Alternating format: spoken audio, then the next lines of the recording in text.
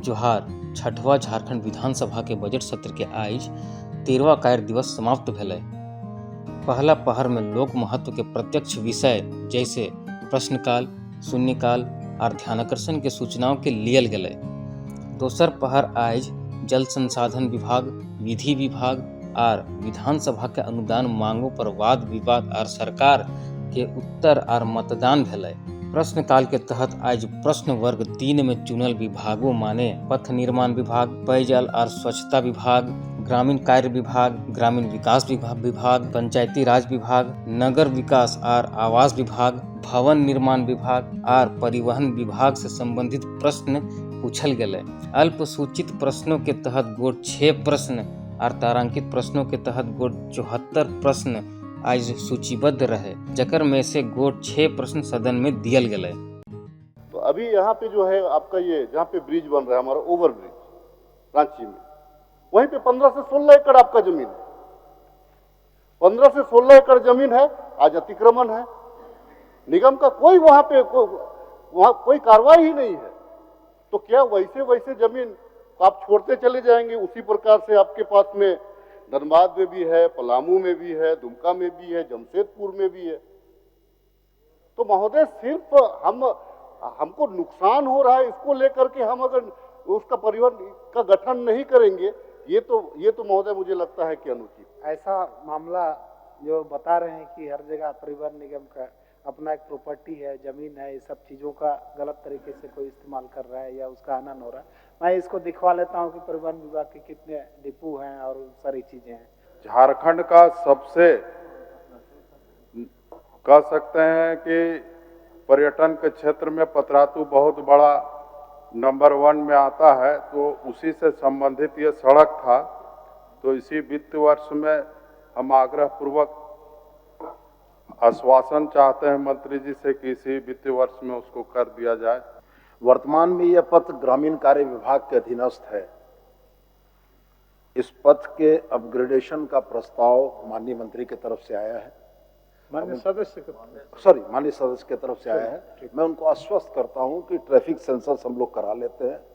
इस पथ पर चलने वाले वाहनों की संख्या का हम लोग निरूपण करा लेते हैं, और यदि इस पथ पर वास्तव में ट्रैफिक ज़्यादा है, ये टूरिज्म के दृष्टिकोण से इस पथ की महत्ता है, तो वैसी स्थिति में निश्चित रूप से इस पथ को ग्रामीण कार्य विभाग से पथ निर्माण विभाग में लेते हुए इसकी अग्रतर कार्रवाई का प्रयास करें। 12 बजे से शून्यकाल के समय रहा है। आज शून्यकाल के सब 25 सूचना सदन में पढ़ल गेलै। में आसन के माध्यम से सरकार से मेरा मांग है कि चाकुलिया प्रखंड मुख्यालय में भी एक अतिरिक्त अग्निशमन केंद्र का स्थापना किया जाए। सरायकला खरसुआ की धरती छऊ की विख्यात मानी जाती है। छऊ कला में संरक्षण और संवर्धन के लिए सरकार को कदम उठाने की आवश्यकता है। अतः मैं आसन के माध्यम से सरकार से ये मांग रखता हूँ कि खरसुआ छऊ महोत्सव का आयोजन प्रतिवर्ष किया जाए। धन्यवाद। एक लाइन के 1 मिनट टाइम नहीं देते हैं महोदय, क्या मतलब कि ये अच्छा इनको पढ़ने दीजिए, कितना देर तक पढ़ेंगे? पढ़िए। क्या देखते हैं महोदय? चलिए आप पढ़िए। ऐसा बात नहीं होता है। आप अगर समझते हैं कि आसन बहुत कमजोर है तो ऐसा नहीं है, ऐसा नहीं होता है। अगर आप शून्यकाल के नियमों को देखें तो उसमें वर्णित है कि 50 शब्द से अधिक नहीं होना चाहिए, लेकिन इसके बावजूद भी आसन पूरी बातों को कहने के लिए सदस्यों को छूट देता है। इस पर ये जो आक्रोश आपने प्रदर्शित किया, ये जो आपने जो सूचनाएं आप पढ़ रहे थे लिखित रूप से, उसे सदन के अंदर फाड़ा, ये दुर्भाग्यजनक है महोदय। बात ध्यानाकर्षण के करबै तो पहले से स्थगित ध्यानाकर्षण के सूचना के मिलाकर गोट 27 सूचना सूचीबद्ध रहे, जकर में से श्री स्टीफन मरांडी के सूचना पर सरकार के वक्तव्य लियल गेलै और उकर पर विस्तृत चर्चा भेलै। माननीय सदस्य प्रोफेसर स्टीफन मरांडी की सूचना है कि माननीय प्रदीप यादव आप अपना प्रश्न पूछें ध्यानाकर्षण कि भाई भू अर्जन जो हुआ अध्यक्ष महोदय, पहले जो तत्कालीन वहां डीसी थे 2014 में पत्रांक 264/68/2014 को उसके दाम तय हुए औसतन 25 से 26 लाख पर एकड़। यानी मुआवजा मिलता है 1 करोड़। अध्यक्ष महोदय, आनन फानन में उसकी बदली हुई, सरकार में बताया गया इन चीजों को। फिर एक ऐसे उपायुक्त को भेजा गया जिनकी जिक्र कर रहे थे, उन्होंने एकाएक 25-26 लाख से घटा करके 3.25 लाख रुपया पर एकड़ कर दिया, और वो 10/11/2015 को। तो जहाँ तक सदस्य की भावना है इस मामला को उठाने का, ये बात सही है कि एसपीटी एक्ट एरिया का जो भूमि है वो अविक्रयशील है और उसको खरीद बिक्री भी नहीं करना, यदि करना है तो सार्वजनिक प्रयोजन के लिए करना है। इन्होंने स्पष्ट तौर पर एसपीटी एक्ट का हवाला देते हुए ये भी कहा है। तो ये बात सही है कि प्रशासनिक पदाधिकारी हो सकता है किसी से प्रभावित हो तो अपने ढंग से उन चीज़ों को निर्धारण करके किसी को फायदा होने की स्थिति हो सकती है। इसीलिए ये हमको लगता है कि बहुत गंभीर मसला है। इस पर आने वाला दिन में इस तरह की कोई स्थितियां ना बने, सरकार को परेशानी नहीं हो, ये हम पहले स्पष्ट करना चाहते हैं। और ये सरकार कल्याणकारी है और कोई भी ऐसा काम जो गलत करेगा तो उसके खिलाफ में कार्रवाई करेगी। दोसर पहर में जल संसाधन विभाग के 19 अरब 11 करोड़ 71 लाख 6 हजार रुपया, जल संसाधन विभाग के लघु सिंचाई प्रभाग के लिए 3 अरब 45 करोड़ 74 लाख 49 हजार रुपया, विधि विभाग के 8 अरब 47 करोड़ 50 लाख 27 हजार रुपया और विधानसभा के 1 अरब 61 करोड़ 44 लाख 30 हजार रुपया के अनुदान मांग पर सदन में वाद विवाद भेलै। अनुदान के मांग प्रभारी मंत्री श्री हफीजुल हसन के ओर से राखल गेलै और अनुदान मांग पर कटौती के प्रस्ताव माननीय सदस्य श्री अमित कुमार यादव के ओर से राखल गेलै। प्रभारी मंत्री जल संसाधन।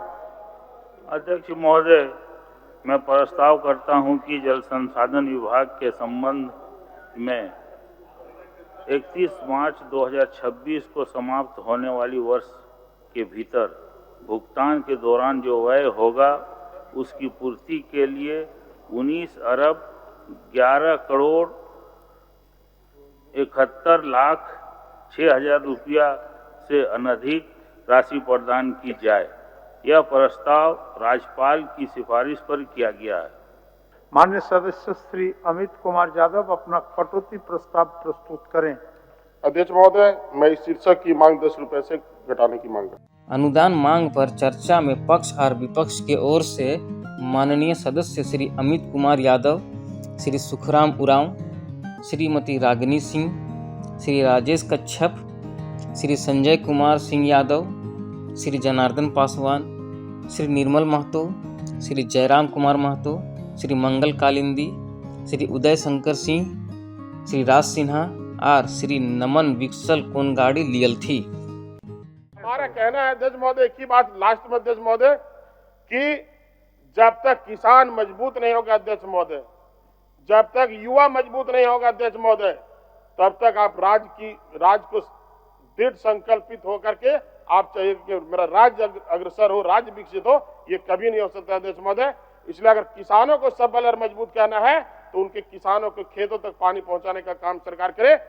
सिंचाई के लिए चांडिल डैम सामने में अध्यक्ष महोदय, चांडिल डैम से अगर बड़ाम पटमदा के किसानों को पाइप के माध्यम से अगर पानी उपलब्ध कराया जाएगा तो हमें लगता है कि हमारा जो देश आजाद होने के बाद में पटमदा बड़ाम क्षेत्र जो है वहाँ के किसान जो है पिछड़े ये में रह रहे हैं, उन लोगों को आगे बढ़ने का अवसर मिलेगा। बिरनगढ़िया है, हाँ सोनामा के कई गांव है जो कि था मैप में, उसको छोड़ दिया और दूसरे तरफ जा रहा है वो। तो इस पर भी सरकार ध्यान रखे और मंत्री जी उस पर विशेष ये करें और उसमें भी अपनी कुछ युक्तियां दें ताकि वो भी अपना ढंग से काम करे। कि 5-5 चेक डैम और 5-5 तालाब विधायक के अनुशंसा पर अगर माननीय मंत्री जी काफी मुस्कुरा भी रहे, मैं समझ रहा हूं कि, और उम्मीद है कि इस पर विचार जरूर सकारात्मक विचार अध्यक्ष महोदय सरकार करेगी। और जहां एक और बहुत सारे ऐसे क्षेत्र हैं जहां एक और नदी नहरें तो हैं, दूसरी तरफ हजारों एकड़ जमीन उपजाऊ पड़े अध्यक्ष महोदय, वहां पानी को लिफ्ट करके उनकी सिंचाई करा जाए अध्यक्ष महोदय। सरकार के ओर से चर्चा में उत्तर माननीय मंत्री श्री हफीजुल हसन द्वारा दियल गया। हम लोग तालाब में भी पानी देंगे, स्टॉक कराएंगे हर जगह और तालाब से अपना खेत में ले जाएगा। ये हम लोग नया कॉन्सेप्ट इस बार हम लोग लाए हैं। झालकों को भी हम लोग जिंदा कराने की कोशिश करेंगे। इसी तरह जो कटाव क्षेत्र है, जो उधर उधवा साइड में साहबगंज में, उसमें भी हम लोग काम करेंगे। और चेक डैम छोटा छोटा नदी में, जैसे जोरिया जिसको बोलता है, उसमें अब चेक डैम नहीं, जो जिसमें बालू है उसमें खाली इंटेक वेल बनाएंगे और वहां से हम लोग लिफ्ट करेंगे, जिसमें बालू जिस नदी में नहीं है। सरकार के उत्तर के बाद सदन द्वारा अनुदान मांगों के स्वीकृति प्रदान करल गए। इकर बाद सभा के कार्यवाही दिनांक 20 मार्च 2025 के 11 बजे बिहान तक के लिए स्थगित कर दियल गए।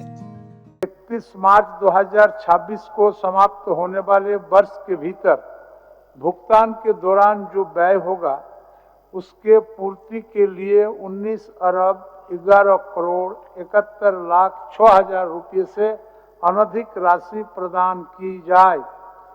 जो इस प्रस्ताव के पक्ष में है वह हाँ कहें, जो इस प्रस्ताव के विपक्ष में है वह ना कहें। मैं समझता हूं प्रस्ताव के पक्ष में बहुमत है, पक्ष में बहुमत है। यह प्रस्ताव स्वीकृत हुआ, मांग स्वीकृत हुई। मान्य सदस्यगण, सभा की कार्रवाई गुरुवार दिनांक 20 मार्च 2025 के 11 बजे पूर्वाह्न तक के लिए स्थगित की जाती है। धन्यवाद।